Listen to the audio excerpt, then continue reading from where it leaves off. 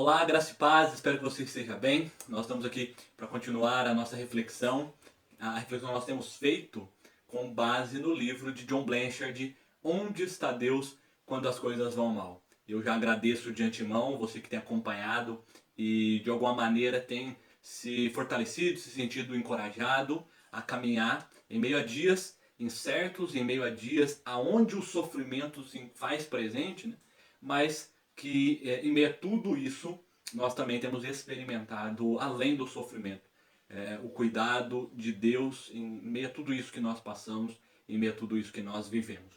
Nós estamos aqui numa parte 2 do assunto que nós estamos tratando, tópico a tópico, do livro. E na semana passada, né, no último vídeo que nós gravamos, nós falamos sobre o megafone de Deus. E eu havia comentado que é o maior capítulo, né, a maior divisão que o autor faz aqui do livro, e eu busco fazer e tratar, né, estou trazendo ele em 2 vídeos, então essa é a continuação do vídeo passado, onde nós tratamos basicamente 3 pontos que o autor vai mencionar, de 6, que agora nós vamos falar dos outros 3, sobre a didática do sofrimento, ou seja, que em meio ao sofrimento há muito aprendizado para a nossa vida. Esse é um ponto importante, né?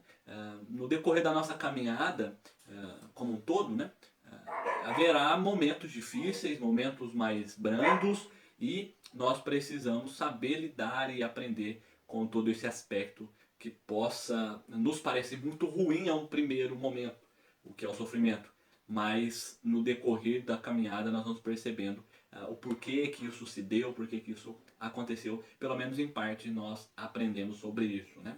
Então, continuando, a partir deste mesmo tópico, megafone de Deus, ou seja, né, o autor aqui está usando essa expressão baseada naquela frase de C.S. Lewis que eu comentei no vídeo passado, de que Deus está atento ao nosso sofrimento, né? Ele grita em meio ao nosso sofrimento, ou seja, há uma ação de Deus em meio ao sofrimento a nosso favor, tá certo? Até aqui, considerações passadas, e nós continuamos aqui, tópico a tópico. Eu vou usar a mesma linguagem aqui do texto, né?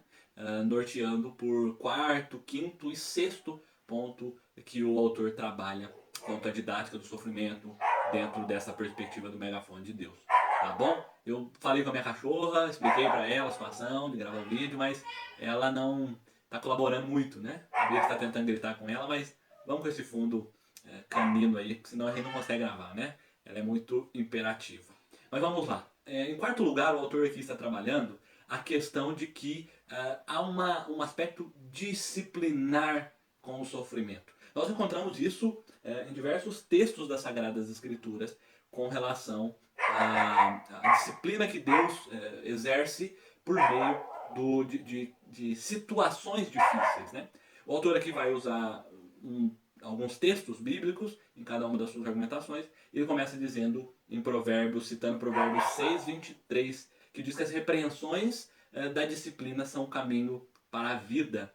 Ou seja, em meio a alguma espécie, uma maneira de disciplina, há uma direção, há um caminho a ser seguido, e a disciplina ela vai nos mantendo nesta direção. Ele vai citar em Hebreus 12, um texto muito conhecido sobre essa questão da disciplina, verso 10 e 11, que diz: Deus nos disciplina para aproveitamento, a fim de sermos participantes da sua santidade. E ainda continua dizendo: com efeito, no momento, não parece ser motivo de alegria, mas de tristeza.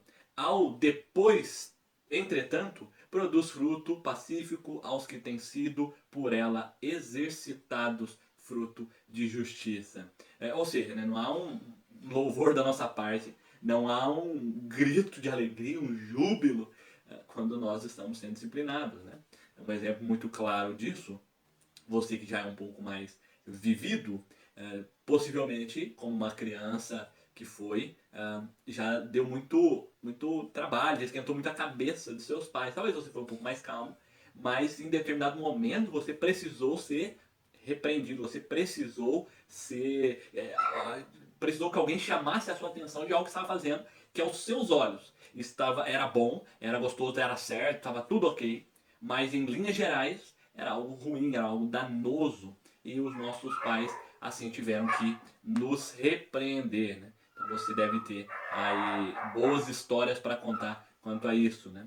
No começo, quando elas aconteceram, talvez para nós não eram boas histórias assim, devido à questão de que não gostamos muito da repreensão. Essa é bem a verdade. O autor ainda continua, e eu vou ler uma citação dele aqui, que ele diz o seguinte: isso é contrário à cultura que coloca a felicidade pessoal e a autossatisfação no topo da agenda. Mesmo assim, incontáveis gerações de crentes têm endossado esta verdade. Ou seja, a ideia de que ele está abordando aqui, a ideia de que muitas pessoas, diante de uma repreensão da parte de Deus, se sentem mal amadas, né? Se sentem assim, prejudicadas. É até pesada essa linguagem, mas é fato. Né? Alguns dos que caminham na fé não conseguem discernir o cuidar de Deus por meio de uma repreensão, por meio da permissão de algo danoso a princípio, mas algo que nós precisamos experimentar para a nossa caminhada e para a fundamentação da nossa caminhada. Né? Muitas vezes a felicidade ela é precedida por uma repreensão. Olha que coisa, né? Nós não enxergamos, no primeiro momento, felicidade nenhuma em uma repreensão. Mas é só quando isso passa que há uma clareza da nossa parte em percebermos isso, né? E isso tudo ajuda-nos a andarmos na linha, a mantermos o foco, a andarmos na direção correta. Isso é muito bacana para nós aprendermos, né? Em quinto lugar, o autor aqui apresenta que em situações de sofrimento nós temos um pouco mais de clareza e percepção em perceber a nossa fragilidade física e a nossa dependência de Deus, o quanto nós necessitamos, o quanto nós somos limitados, frágeis diante de situações que nos cercam. Esta pandemia tem nos lembrado muito disso, né? Um vírus tão pequeno e um estrago tão grande que tem causado na saúde de tantos, até ceifando algumas vidas, né? Algumas milhares de vidas por todo o planeta. Mas perceba, né? Isso tem demonstrado para muitos que somos frágeis, né? Somos tão capazes de fazer tanto estrago, mas também somos vulneráveis a sofrer tantos estragos, né? Sofrer tanto fisicamente, emocionalmente, entre tantos outros sofrimentos que isso gera, né? Que uma situação como a que nós estamos vivendo atualmente gera nas pessoas. Né? Isso não é singular da pandemia, isso é singular da condição humana, da limitação humana. Mas em meio a tudo isso a gente deve sim aprender o quanto somos frágeis, limitados, o quanto nós necessitamos de uma ajuda maior, de uma ajuda maior do que nós para enfrentar as nossas fragilidades. O autor aqui vai citar e fazer alusão a alguns textos, e o texto-chave que ele vai usar aqui é o de 2 Coríntios, capítulo 12, verso 7, e ele vai dizer o seguinte: quando Deus não atendeu a oração de Paulo em favor da cura de uma enfermidade, Paulo veio a compreender que a sua enfermidade não era uma punição, e sim uma forma de proteção. Olha que coisa, né? Nós temos um relato de que o apóstolo Paulo foi um homem também de dores, de sofrimento. Foi um homem usado por Deus como instrumento de cura, né? De acalento, de alívio para tantas pessoas. Mas em determinadas ocasiões ele experimentou duramente, experimentou profundamente o mal e o sofrimento. E em diversas vezes ele clama a Deus para que alivie a sua tormenta, para que Deus lhe livre de situações, mas Deus permite com que ele passe por todas estas situações a fim de experimentá-lo, a fim de prová-lo. E 2 Coríntios, capítulo 12, verso 7, ele vai dizer que ele compreendeu isso, que a enfermidade ou as dificuldades que ele enfrentava era para que ele não se ensoberbecesse. Olha que coisa, né? Diante de situações, às vezes nós estamos ali decolando, né? Na nossa percepção, mas nós estamos às vezes decolando para longe de Deus. Estamos achando que o Todo-Poderoso somos nós, né? Quem tem todo o poder por fazer isso ou fazer aquilo somos nós. Quando, na verdade, Deus permite muitas coisas para nos trazer de volta, para que nós venhamos a inflar, né? Retrair diante de uma soberba que possa estar nos rondando ou até habitando em nós.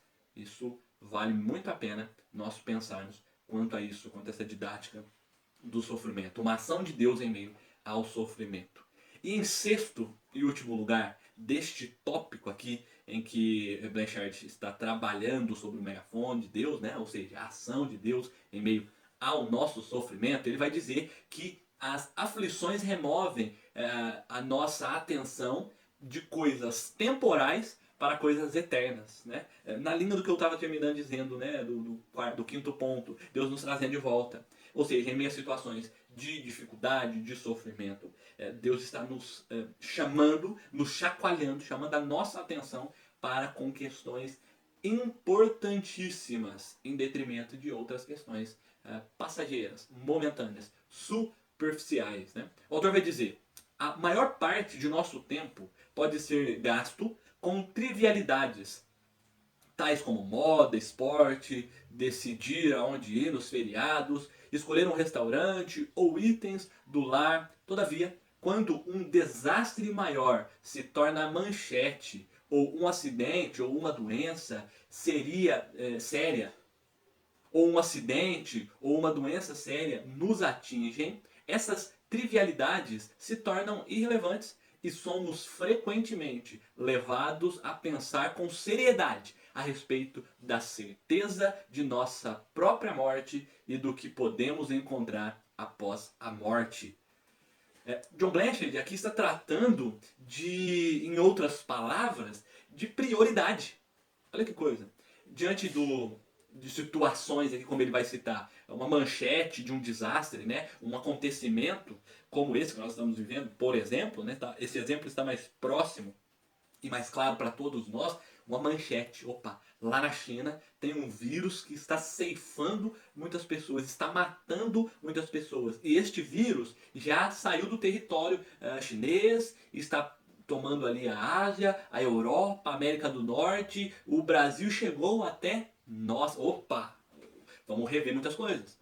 Vamos analisar como é que está a nossa vida. Ou às vezes, em outras situações, como o autor aqui vai usar, né? Um acidente, uma outra enfermidade nos chama a atenção. Opa, vamos precisar parar, pensar e rever muitas coisas.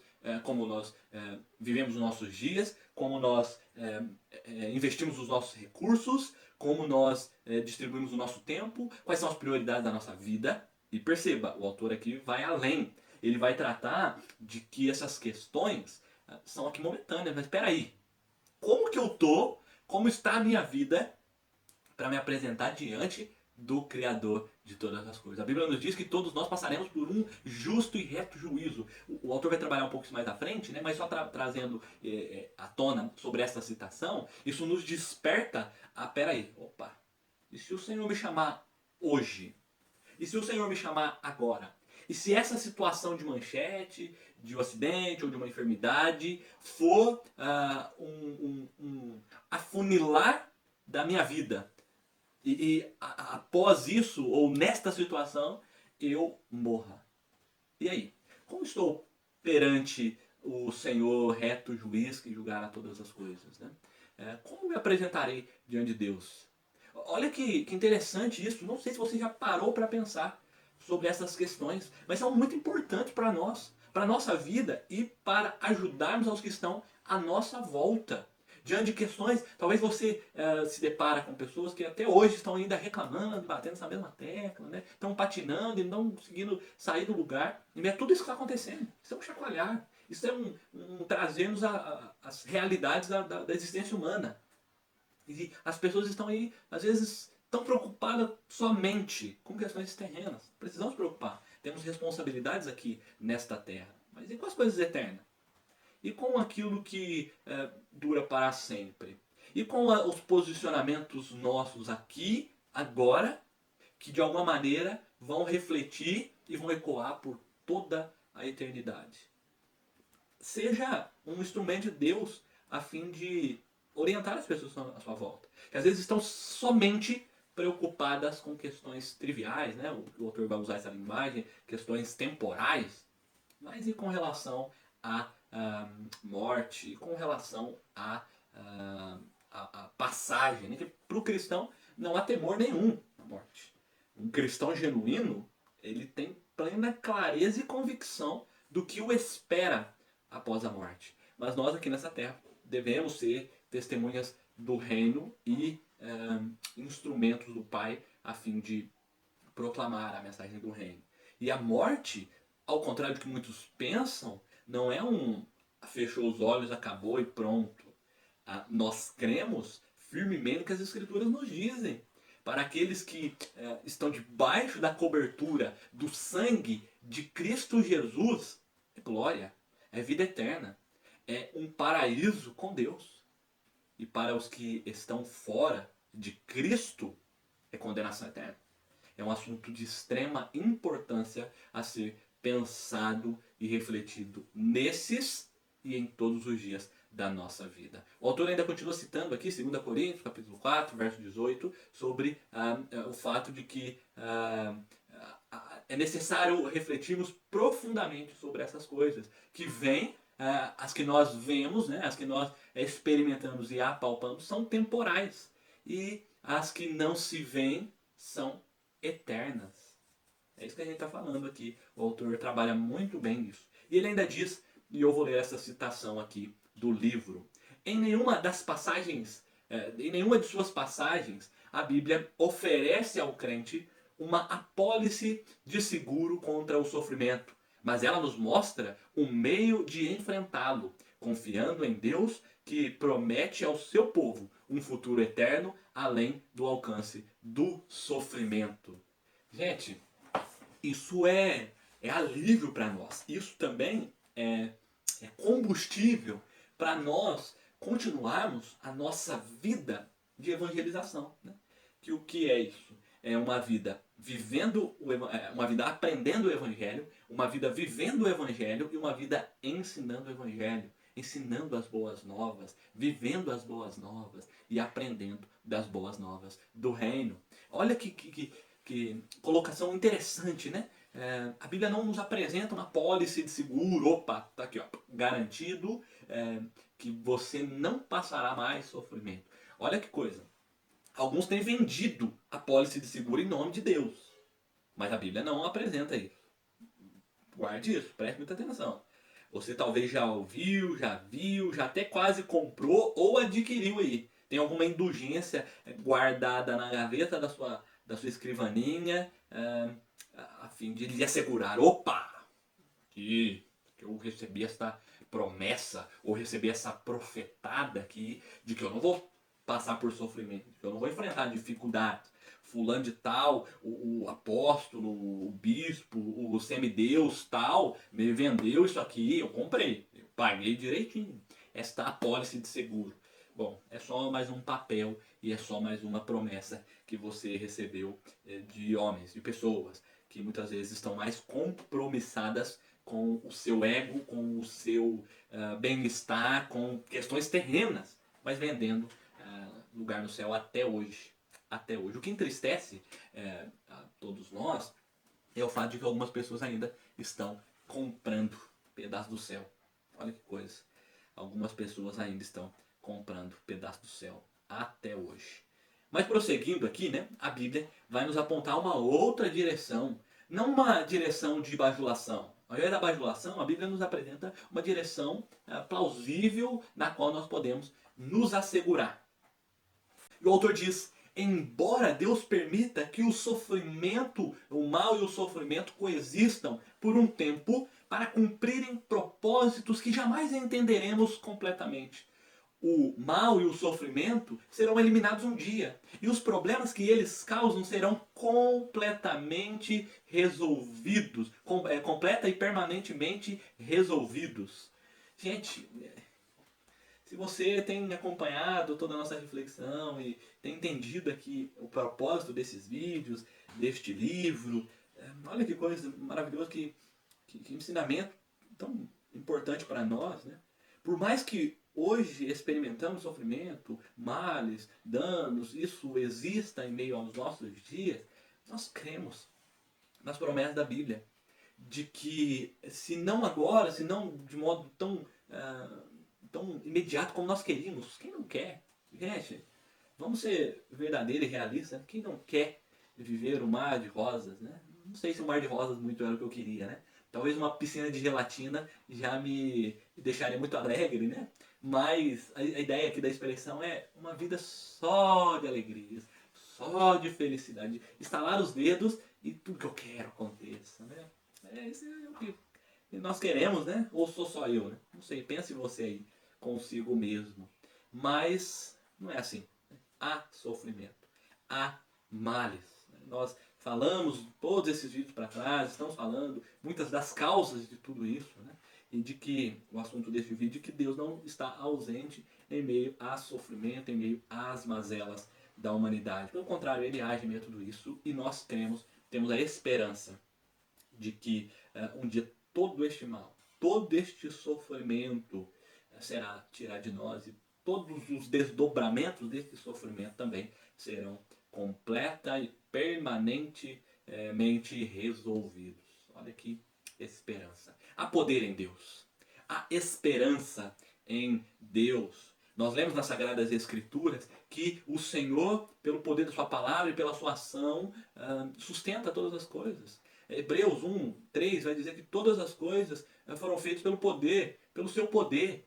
E a Bíblia também vai nos dizer que o Senhor nos trará e tratará o universo, o cosmos, serão julgados e serão transformados em novos céus e nova terra, nas quais habita justiça, segundo Pedro 3:13. Nos diz também a promessa maravilhosa de Apocalipse de que a morte já não existirá, haverá um lugar onde ela não existirá mais. Não haverá nem luto, nem pranto, nem dor, porque as primeiras coisas passaram. E eis que tudo se fez novo e que o Senhor tem transformado a nossa vida desde já para experimentarmos esses dias. É a promessa de Apocalipse 21:4.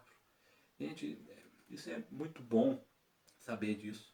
Que em meio a tudo que está se acabando à nossa volta, nós temos a esperança de que para nós não termina aqui. Há um tempo do Senhor e um tempo eterno de desfrutarmos da sua presença plenamente. O autor continua dizendo: está chegando o dia em que Deus fará um ajuste moral em todo o cosmos. A perfeita justiça será vista e feita. Os ímpios nunca mais prosperarão e os justos nunca mais sofrerão. O problema do mal será completa e definitivamente resolvido, sem dúvida e questionamento. Nós ansiamos por esse dia. Nós almejamos por esse dia. Nós esperamos e aguardamos. E, meu irmão, minha irmã, você que assiste esse vídeo, aguarde, espere por esse dia. 2 Coríntios, capítulo 4, verso 17, o apóstolo Paulo vai dizer àquela igreja e também dizer a nós de que a perseguição, o sofrimento, a tribulação, tudo aquilo são leve e momentânea tribulação. São sofrimentos do tempo presente que não podem ser comparados com a glória que há de ser revelada em nós, conforme Romanos 8:18 também diz. O autor continua dizendo: a existência do mal e do sofrimento não elimina a possibilidade da existência de Deus. E a existência de Deus garante ao seu povo a eliminação do mal e do sofrimento. Gente, tem que falar sobre isso, né? Pelo fato de existir mal e sofrimento, isso não quer dizer que não exista um Deus que está no controle de todas as coisas. Mas, contudo, entretanto e todavia, o fato de existir um Deus santo, justo, reto, perfeito, maravilhoso, que está acima de toda a nossa reflexão, compreensão humana, nos garante, nos assegura de que o mal, o sofrimento, terão um momento de fim, de cessar o seu poder em nós e por meio de nós. Né? A nossa esperança não deve estar limitada somente a esse tempo e esse espaço onde existe mal e sofrimento. Nós precisamos pensar um pouco mais, ir um pouco além, pensar um pouco mais fora da caixa e manter o nosso foco. Não como aqueles que só têm esperança aqui e agora, nessa terra. só tem esperança em uma vacina, em um medicamento contra o coronavírus, em uma fórmula mágica para resolver o problema da equação, o problema da economia. Não só na questão de ter uma vida próspera aqui nessa terra. Nós somos chamados a viver além, a ir além, a pensarmos fora da caixa. Todas essas coisas que eu citei agora são boas, nós queremos, nós de alguma maneira precisamos, necessitamos, mas nós não devemos somente pensar nisso. Precisamos pensar além, precisamos confiar além. Finalizando, o autor vai trabalhando aqui as últimas questões e ele diz: uma resposta bíblica para o mal e o sofrimento ultrapassa o tempo e o espaço, porque está fundamentada em um relacionamento pessoal com Deus, e um relacionamento pessoal com Deus que não é um espectador impotente da agonia humana, mas está no controle de tudo o que acontece. O Senhor está agindo e age sempre, agiu, sempre agirá em meio a qualquer situação que aconteça. O que para nós escapa de nossas mãos, né? Até mesmo as mãos que estão com luva e geladas como a minha, não escapa das mãos de Deus. O que para nós não tem mais solução e mais jeito, a solução e jeito em Deus. Nós não conseguimos eliminar o mal do mundo. Na verdade, nós às vezes potencializamos o mal no mundo. Mas em Deus há poder para eliminar todo o mal e todo o sofrimento. Nós cremos nisso. Que Deus te abençoe. Eu quero fazer algumas considerações finais aqui. E a minha oração, meu desejo é que você esteja aprendendo com tudo que nós temos dito aqui, com relação ao mal e ao sofrimento e o quanto nós precisamos de Deus em meio a tudo isso, né? A primeira consideração, para encerrarmos aqui, é de que não há erro em desejar dias bons. Né? Talvez você esteja pensando, peraí, só fala de mal, de sofrimento, de dificuldade, ai Senhor. Não há problema em desejar, em querer dias bons aqui nessa terra. Não há problema.